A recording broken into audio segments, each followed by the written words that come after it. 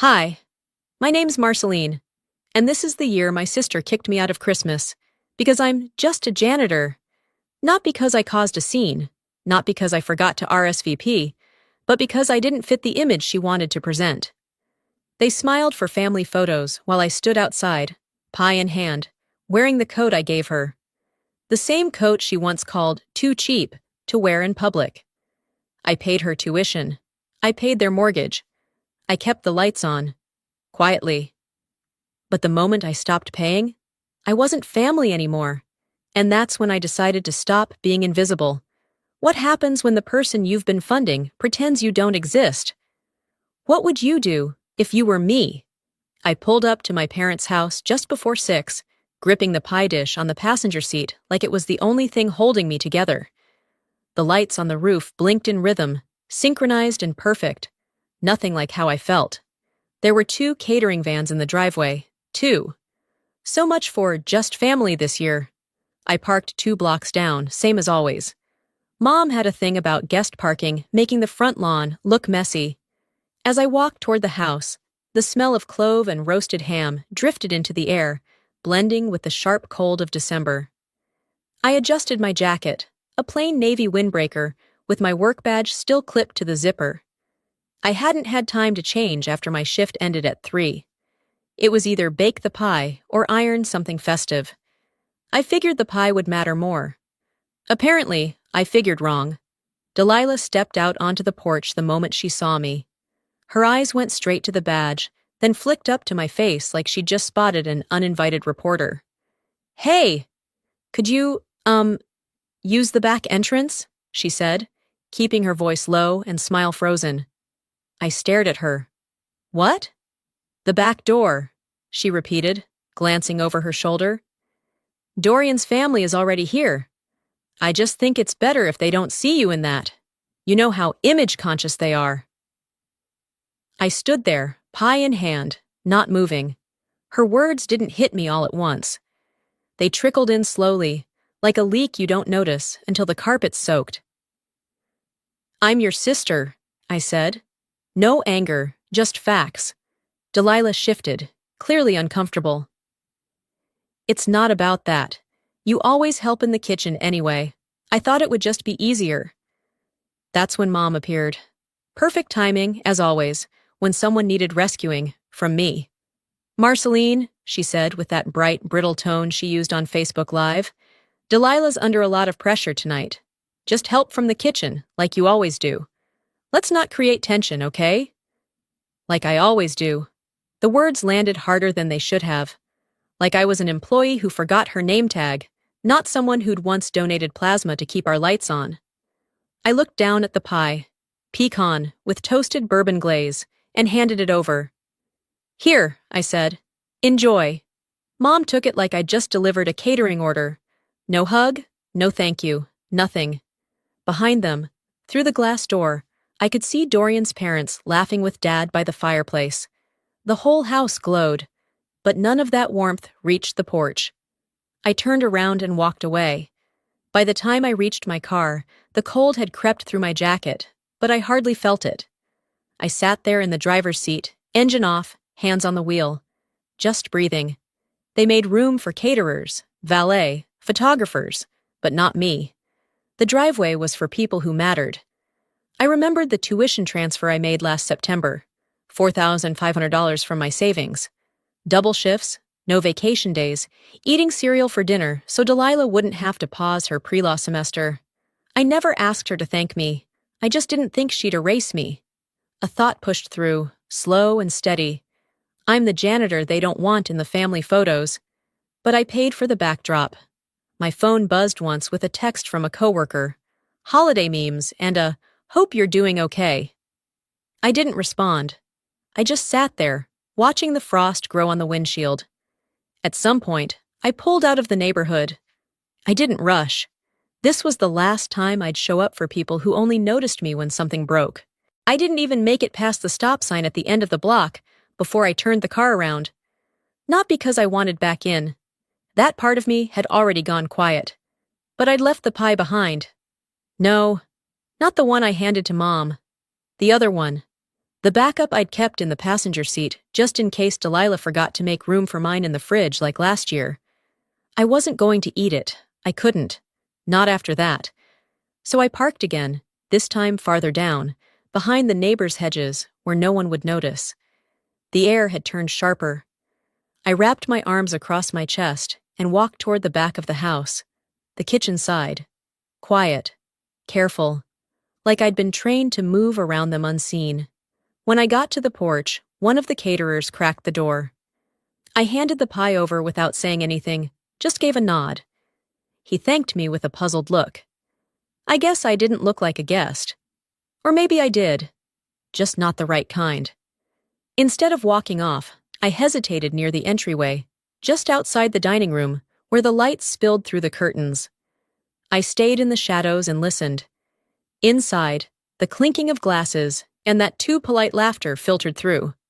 I heard Dorian's mother, light voice, southern accent, ask, "Is that your sister, the girl by the side door?" Delilah didn't even pause. "Oh, no," she said, sounding sweet and casual, like she was brushing lint off her sleeve. "She's extended family, grew up around us, not really close." Not really close. I didn't breathe. Just stood there, perfectly still. I felt my hands go cold. My feet were already numb, but this, it sank lower. Extended family. She could have said co-worker, and it would have landed softer. But sister? That word had vanished.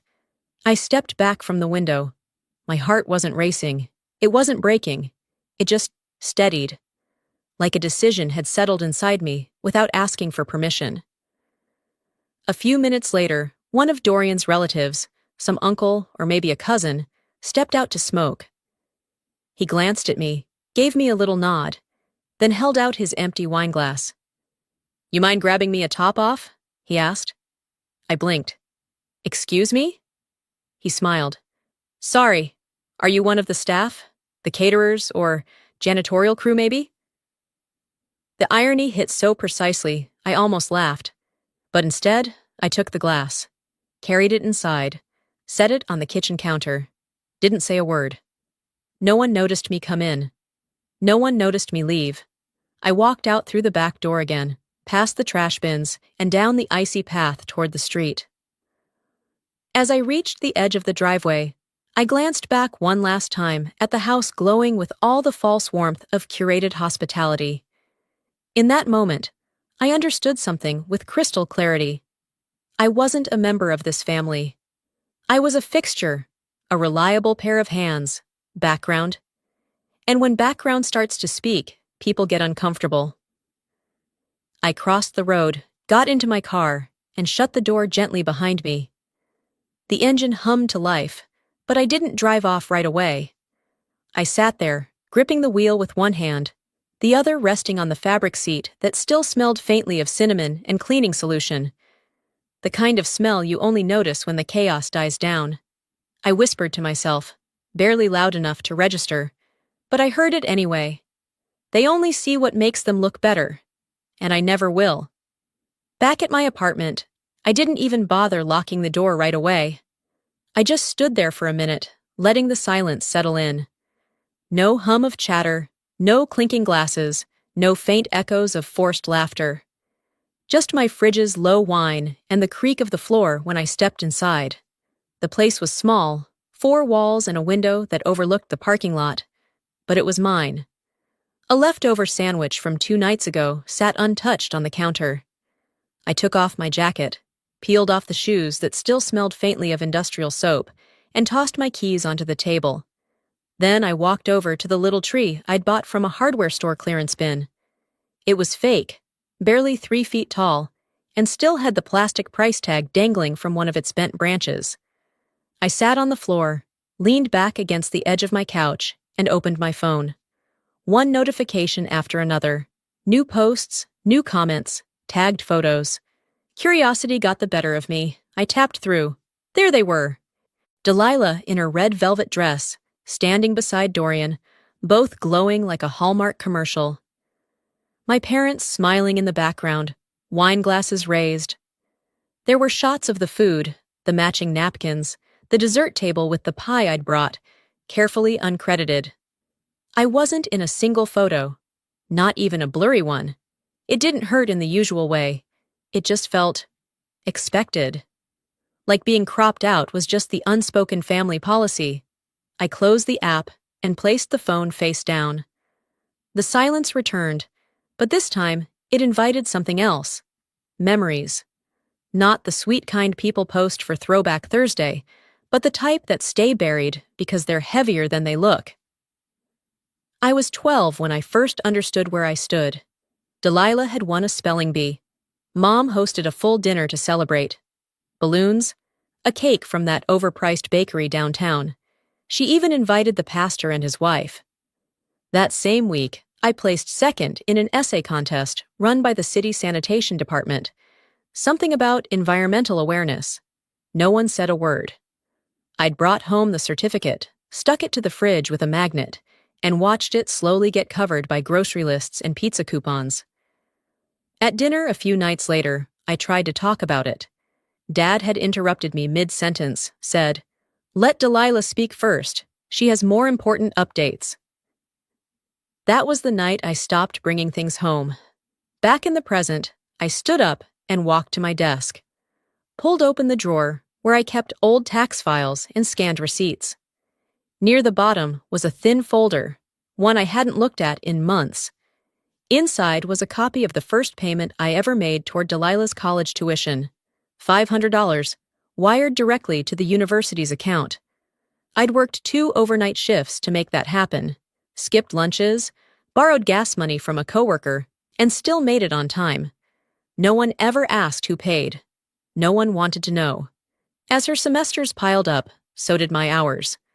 I took on back-to-back shifts, picked up extra gigs cleaning Airbnbs, even started a side YouTube channel, cleaning tutorials, night shift routines, budget cooking in a janitor's kitchenette. It took off more than I expected. Not viral, but steady. That money didn't go toward vacations or new clothes.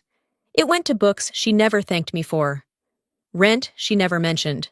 Wi-Fi that powered the FaceTime calls where she told her friends our parents were getting her through school. She never said my name. I walked back to the kitchen and poured a glass of water. The cup had a chip on the rim, but I knew where to sip. I leaned against the counter and let my eyes drift toward the front door. That house almost wasn't theirs anymore. 2 winters ago, after Dad's last business closed and the bills started stacking up, they nearly lost it. I'd overheard Mom on the phone, begging the bank for an extension. That night, I sold my car, my only real asset, and wired $12,000 to cover the mortgage arrears. The bank statements listed my name, but in the family group chat, Mom wrote, "We were blessed just in time. God provides." And I let her have that, because saying otherwise would have made me look like I needed credit. I didn't. I just didn't want to be invisible. I carried the water to the couch, sat down, and opened my laptop. The screen glowed as it came to life. My desktop wallpaper was a picture of a blank whiteboard, clean, empty, ready. I opened a document and typed one sentence. I was never the disappointment. I was just the one they never truly looked at. I didn't know yet what I was going to do next. But whatever it was, it wouldn't be silent anymore. I didn't sleep that night. I lay on the couch with my laptop screen still glowing, the cursor blinking like it was waiting for me to type something else. But I had already written what mattered. I had nothing more to add. Not yet. By the time the sun finally came up, casting a faint orange stripe across the window blinds, I had made one decision. I wasn't going to beg to be seen anymore. If they wanted to erase me, I'd give them something they couldn't pretend wasn't there. That afternoon, I went through my closet. Not because I was reorganizing or purging clothes like the influencers always suggest. No, I was looking for something. Tucked in the back behind old uniforms and a spare winter coat was a gift bag I'd never given. Inside was the laptop I'd bought Delilah for her sophomore year. It had been on sale, and I'd used part of my first YouTube payment to get it. She needed something lighter, faster for her internship applications.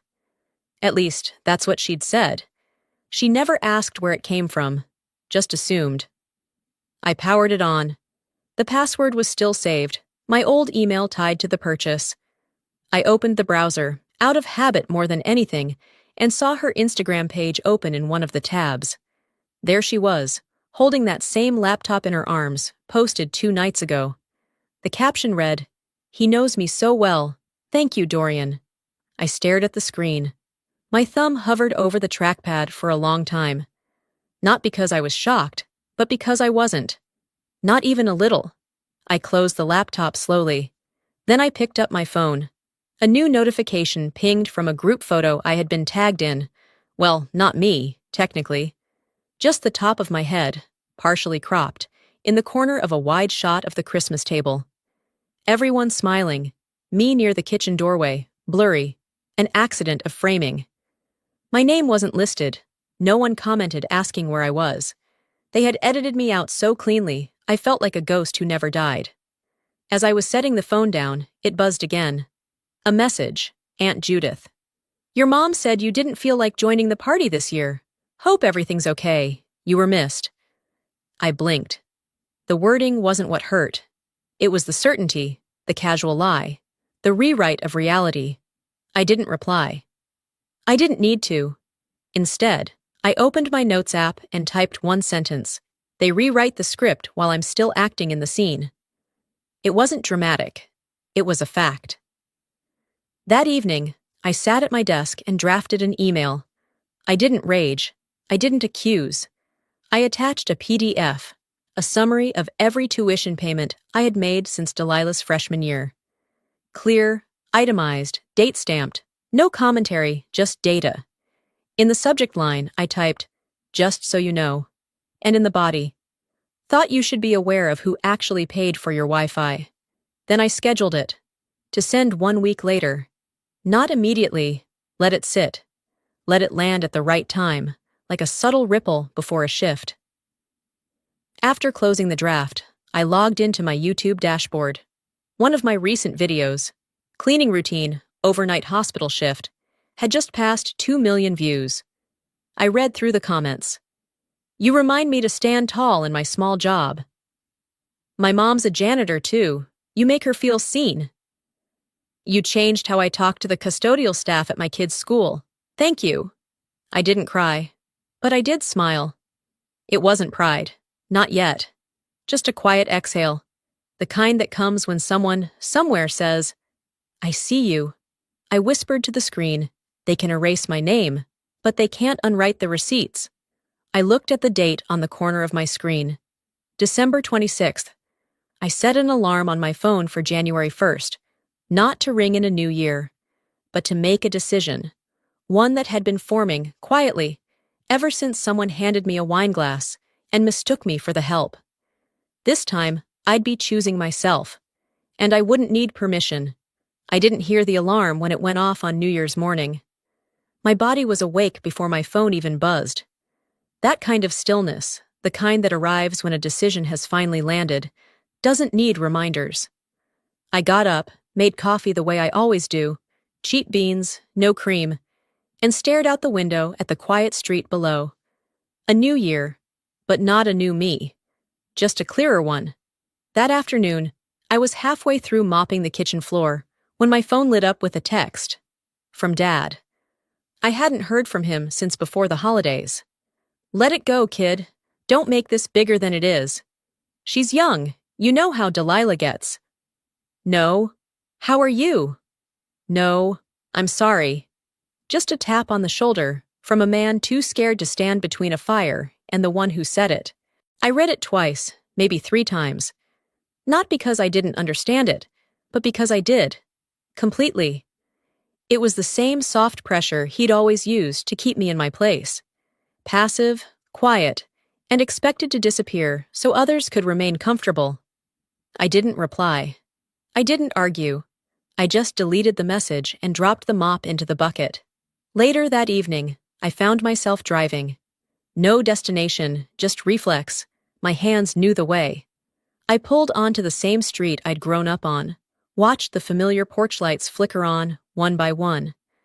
Their house still looked exactly the same, warm and composed, like a stock photo for a holiday catalog.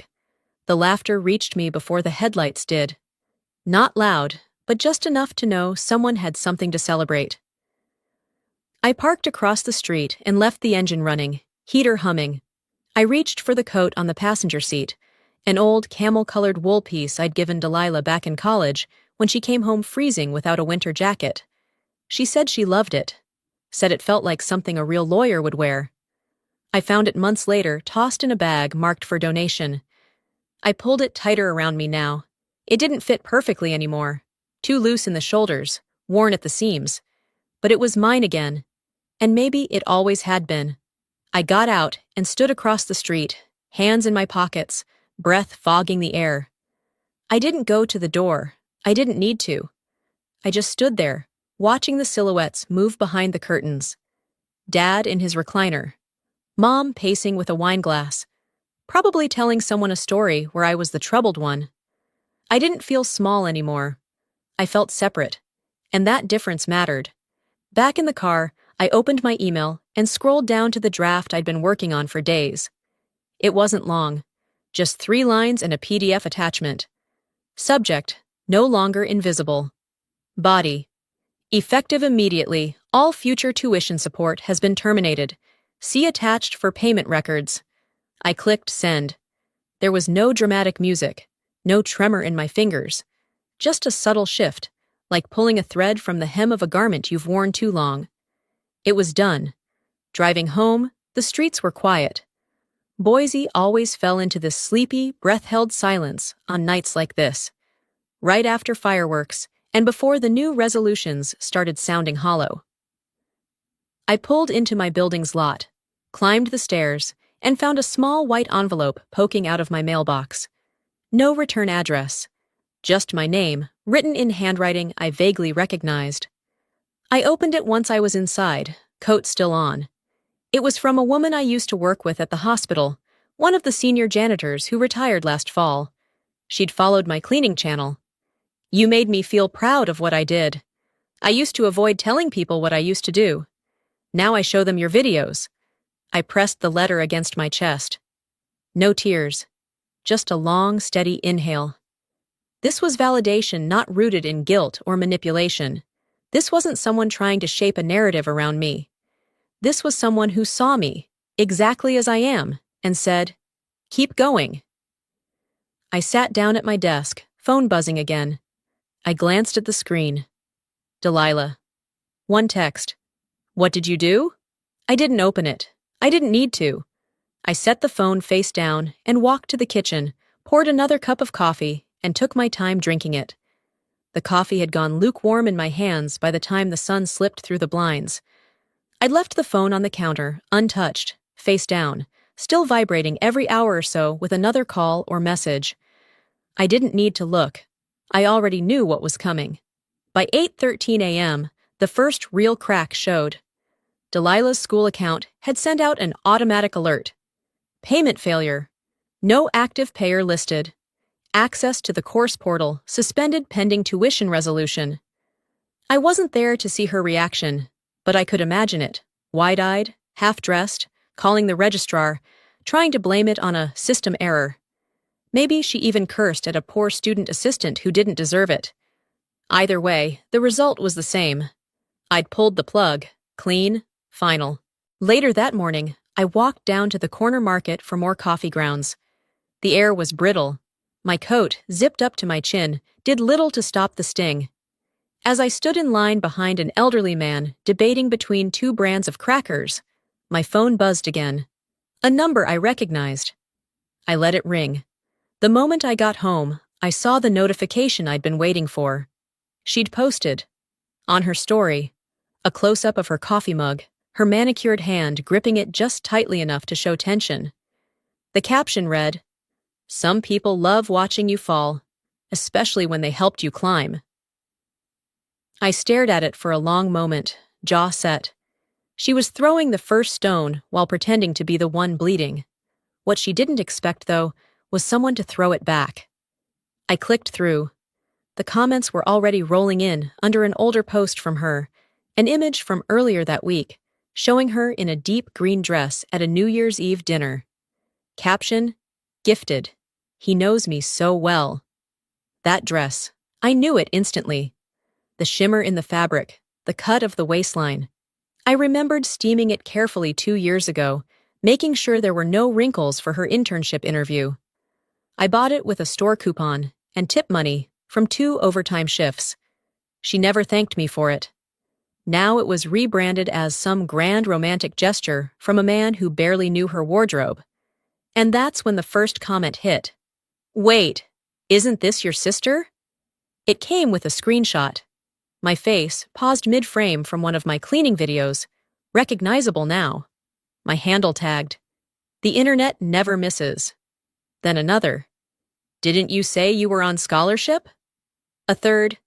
This feels messy. The spiral had begun. Meanwhile, I sat on my couch, freshly showered, wrapped in the same robe I'd had for years. I opened my YouTube analytics. Numbers climbing. A new wave of subscribers from a Reddit thread I hadn't known existed. One comment stood out. I used to be ashamed of working night shifts. You changed that. Another. I sent your video to my daughter. She cleans hotel rooms between nursing classes. You made her proud. I closed the laptop. I wasn't doing this to prove anything to Delilah or to our parents. I didn't need their approval anymore. But their silence, their calculated, polished, cold silence, had cost them something they couldn't buy back. Dorian hadn't said a word yet. He hadn't posted, hadn't commented, but I noticed he'd unfollowed her on Instagram. Small things speak volumes. Then, as I started wiping down my desk, my phone buzzed one more time. Dorian, just his name. No message yet, no context. I stared at the screen, thumb hovering but unmoving. I didn't know if I'd answer, but for once the choice was mine to make. The name still hovered on my screen long after the buzz faded. Dorian. I didn't touch it. Not because I was afraid of what he'd say, but because I already had a feeling I knew. Whatever version of events Delilah had shared with him was probably unraveling by now. Slowly, quietly, the way half-truths tend to fall apart under their own weight. I left the phone face down again, walked back to the sink, and rinsed the last coffee cup. I wasn't cleaning for comfort anymore. I just needed movement, something to fill the space that used to be silence. The call came around noon the next day. Delilah. Again.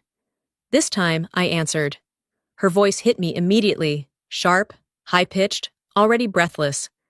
What the hell is wrong with you? I didn't say a word. You cut off my tuition? Without even telling me? Are you serious right now? What kind of person does that to their own sister? Still, I waited. Let her keep going. You just blindsided me. I had meetings lined up, deadlines, internship prep. You've ruined everything. Do you even care what this does to me? I let her spiral for 20 seconds, maybe more. Then I cut in, calm as ever. That's funny, I said. You didn't use the word sister when you were talking to Dorian's mother. Remember that?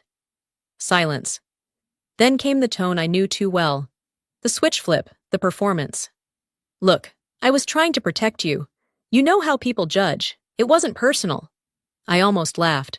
You mean it wasn't personal when you called me extended family? When you let me stand outside while you played hostess with the dress I bought and the degree I paid for? You're being dramatic, she snapped. This isn't about a dress. This is about you being petty and vindictive. Delilah, I said evenly, you're not owed what you erase. She hung up. Not slammed, not dramatic. Just a soft click, which somehow stung more. A few hours later, the group messages started. I wasn't in them, but I saw the ripples. Screenshots forwarded from cousins. She's going through something, probably mental burnout. From my aunt. Don't believe what you're seeing online. She's making us look like monsters. Even Mom chimed in. We've always supported her. This must be about something deeper. I'll call her privately. They never did. What they did do was quietly rally behind Delilah. Aunts, uncles, even second cousins I hadn't spoken to in years began unfollowing me, one by one. No confrontation, no questions. just the soft dismissal of people choosing comfort over truth. By the next morning, my DMs were full of strangers. And then, one message, different from the rest. I was there that night. I saw what happened. I just didn't know how to step in. Yorha. I blinked at the name. Yorha. Delilah's old college roommate. She followed with a photo. It was from Christmas Eve, me standing near the coat rack, holding the pie dish. Face half-turned, mid-step, expression unreadable. She'd taken it without me knowing. The caption read, "She looked like she wasn't even invited to her own family." I stared at that image longer than I expected. Not because it hurt, but because, for once, someone captured the truth without needing me to explain it. I didn't reply. I typed "thank you," then deleted it. Typed again. I didn't expect anyone to notice. Deleted that too.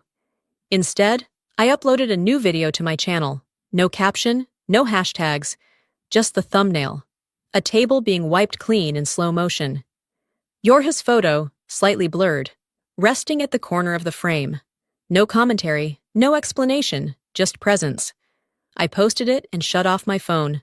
For the first time since this started, I didn't care who was talking about me, because finally, someone was starting to see me. The day of the meeting came with gray skies and a chill that settled into my bones before I even stepped out of my apartment. I dressed deliberately, not fancy, not sloppy, just solid.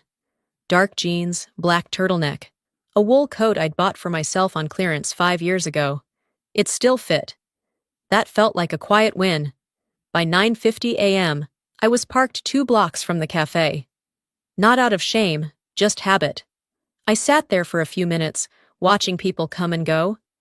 Couples with strollers, students with earbuds, a man in a wrinkled suit holding a coffee too tight. Boise moved on as if nothing had cracked. At 10 sharp, I walked in. They were already seated. Arlene on the right, arms crossed. Delilah in the middle, stone-faced. And Dad, Luther, flipping through a menu he had no intention of ordering from. No one stood up, no hugs, just polite silence, like I was a vendor they were waiting to scold. The table was set with quiet hostility. A leather-bound album rested near the sugar packets, a half-eaten croissant pushed aside, and a folder of papers that looked freshly printed. I didn't need to guess what was inside. Their version of control always came in packets. I sat, calm, still. Arlene folded her hands like she was preparing for a deposition. "We wanted to talk calmly," she began, her voice clipped and unnaturally sweet. "This has gone too far." I didn't respond. She pushed the photo album toward me. "We updated the family memories. Thought you should have a look." I opened it out of reflex more than curiosity. Graduations, holidays, cookouts, birthdays, page after page of curated smiles. And I was in only 2 of them. Once at Delilah's college send-off, blurred in the background near the kitchen counter. The second, a cropped image at my uncle's wedding, where half my face was missing. I closed the book slowly and looked up. "You did a good job," I said, voice flat. "Almost looks like I was never part of this family." Delilah leaned forward. "That's not the point. We're here to find a solution, to move forward." "Forward for who?" I asked. Arlene sighed, trying to keep her tone neutral. "This bitterness doesn't suit you. You've always been quiet, responsible. Let's get back to that." That word, responsible, landed heavier than she realized. It wasn't praise.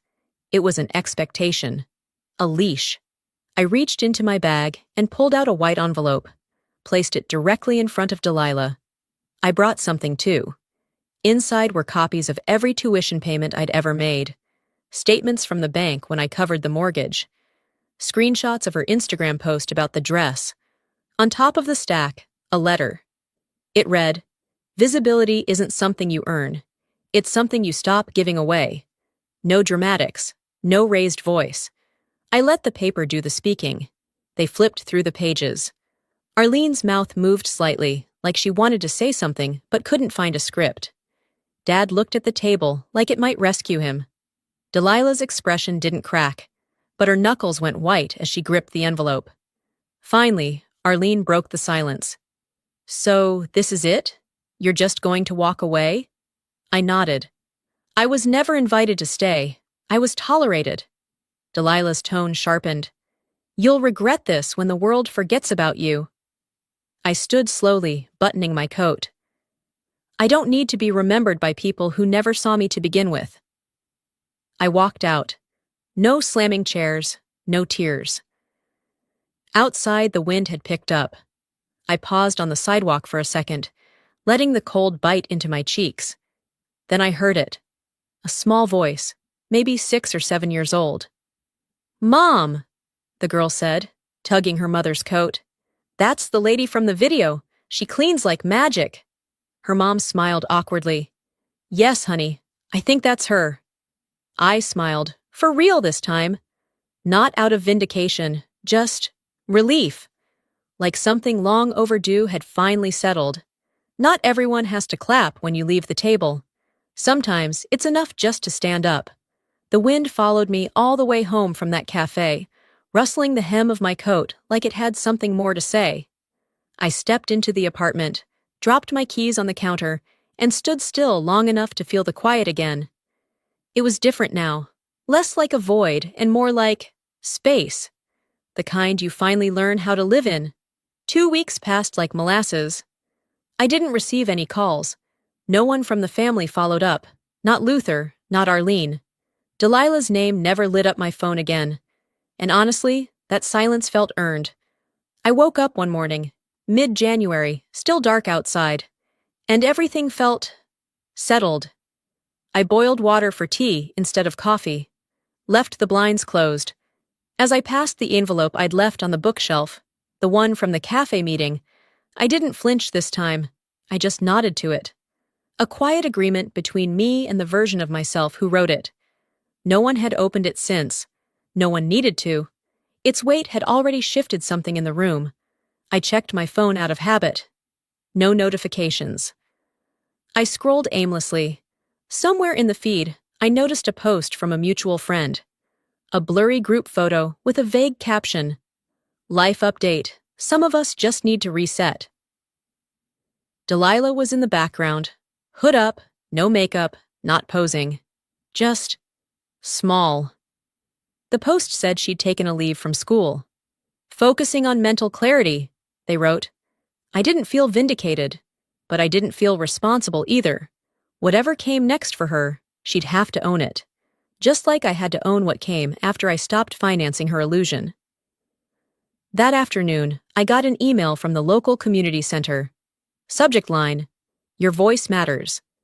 They'd seen my cleaning series, particularly the one where I filmed a night shift breakdown and quietly fixed a broken locker door with duct tape and calm.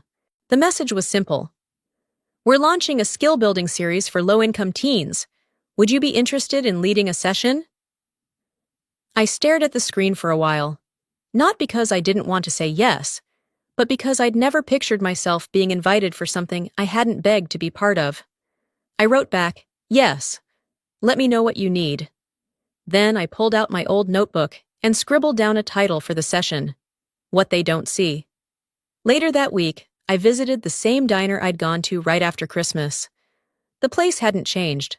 Still smelled like burnt coffee and fried eggs. The same waitress was there too, gray ponytail, tired eyes, wiping down the counter with more intention than urgency. She recognized me right away. "You're that girl from YouTube," she said, pointing her cloth at me. "The one who makes janitor work look like art." I smiled. "I just film what I do." She sat down across from me, no hesitation. "You made me feel okay about still doing this job at 52. For the longest time, I wouldn't even tell people what I did. Now I show them your channel and say, that's real work." We sat there for 10 minutes. No camera, no selfies. Just 2 women in the same uniform, one digital, one literal, sharing a moment neither of us had to explain. When I got home, I filmed a new video. No music, no editing. Just me cleaning the entryway of the community center where I'd be teaching next week. Scrubbing baseboards, replacing trash liners, straightening chairs. At the end, I set up the chairs in a circle, one by one, deliberately. Voiceover came later, soft but certain. I used to think I had to earn my seat at the table. Now I build new tables, and I clean them myself. The screen faded to black, and the sound of a mop gliding over tile carried us out. Before we end, let me leave you with this. For a long time, I thought being silent was the same as being strong. I believed that if I just kept showing up, kept giving, kept holding it all together, eventually someone would notice. But the truth is, love that demands your silence isn't love. It's control. And loyalty without recognition slowly turns into resentment. If you've ever found yourself erased in a room you helped build, please know this. Your worth isn't measured by who invites you to sit. Sometimes walking away isn't about giving up. It's about choosing peace over performance. I'm not sharing this because I want pity. I'm sharing it because I want someone, maybe you, to know that it's okay to stop waiting for the applause that may never come. You can build your own table. You can sit at it alone if you need to, but do it with pride. Now, I'd love to hear from you. Have you ever had to walk away from family, not out of anger, but out of survival? Have you ever been the one behind the scenes, never fully seen? If this story touched something in you, drop a 1 in the comments or tell me what city you're watching from. If it didn't resonate with you, I respect that too. Tell me why. I want this to be a space for honest voices. And if you found value in this story, if it made you feel less alone or more understood, please consider subscribing to the channel. I'll be sharing more stories that speak to the quiet strength inside people like us. People who have carried more than anyone ever realized. Because sometimes the strongest voice in the room is the one that finally speaks.